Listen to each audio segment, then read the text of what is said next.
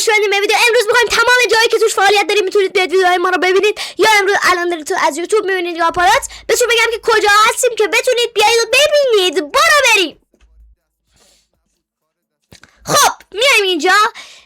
اول یوتیوبمونه که امیر تو آرتیسته، تو چون ت نمیشد که انتخاب کرده بود. میاد این کلمه رو سرچ میکنید، این بزرگه رو اینجا میزنید روش و من هستم. این ویدیو رو من تو آپارات نذاشتم، نمیخوام بذارم. ویدیو آپارات اون است. ویدیو اختصاصی هم هست که میگم کجا میگم ویدیو اختصاصی داریم. آپاراتمونه که دیگه هست دیگه، چی بگم. آپاراتمونه این که دارید ببینید شاید ویدیو رو ازش. میتونید بقیه اینا رو همه رو ببینید دیگه. لینک هاشون هم هست اینجا، این بالا دقیقا اینجا. آره اینجا لینک هاشون هست. اگه خواستید میتونید حتی لینکشون هم سرچ کنید. میایم تویچ امیر د آرتیست گیم. این واژه رو ببینید، امیر د آرتیست گیم رو سرچ میکنید.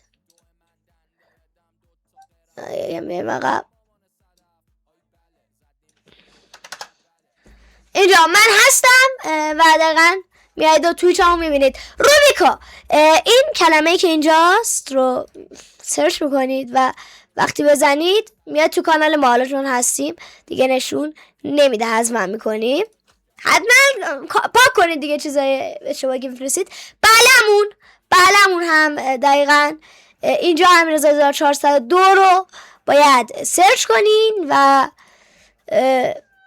امیر د آرتیست، یا اینجا سرچ کنین امیر د آرتیست، یا یه جایی سرچ کنید مثلا این کلمه رو توی یه چت بفرستین. کیک داریم، بله کیک رو هم برای یه سری ویدیوها هست که میتونید بیاید توی کیک هم دقیقا این واژه رو سرچ کنید و من فقط هستم، لایکش هم میکنیم. من هستم، میتونید بیاید. ویدیوها اینا about و اینا هیچی نیست، فعلا هیچ استریمی نذاشتیم و نیست. اینا همه جایی که ما هستیم و میتوانید بیایید.